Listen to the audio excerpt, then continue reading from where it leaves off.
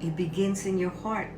It's time for us to reflect. Is it possible that what we're feeling, that stagnant, that hopelessness, that I do believe and I don't believe, I have faith, I don't have faith, that's that roller coaster, that up and down emotions and feelings and faithlessness, and you're drifting and you don't even notice that you have drifted away from the presence of God? How do we stop this drifting? Well, we got to get back anchored. You got to get back anchored. Hebrews 6 verse 19 tells us, we have this hope as an anchor for the soul. Who is that hope? What is the anchor of our soul? Jesus is our anchor. You need to refocus on Jesus again.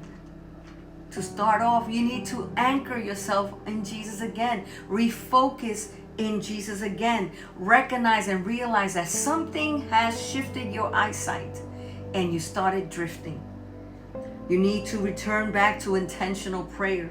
You need to return back to fasting, to obedience. Return back to feeling hungry. Hunger for the fresh manna, the word of God. Hungry to be in the presence of God. To be honest, drifting requires no effort. No effort, right? We talked about part 1, that is it gradually happens. Not even Samson realized that he was drifting until one day he actually had to say, I didn't even know that his presence was no longer with me. Carelessness leads you there. It leads you to drifting. Lack leads you there. Lack of prayer, lack of fasting, lack of studying the word, lack of secret intimacy with God, that relationship with God. It leads you there. But pressing in God requires what? Discipline. And sadly to say, many of us don't want the discipline, and that's why we drift. We don't want to be disciplined. We drift.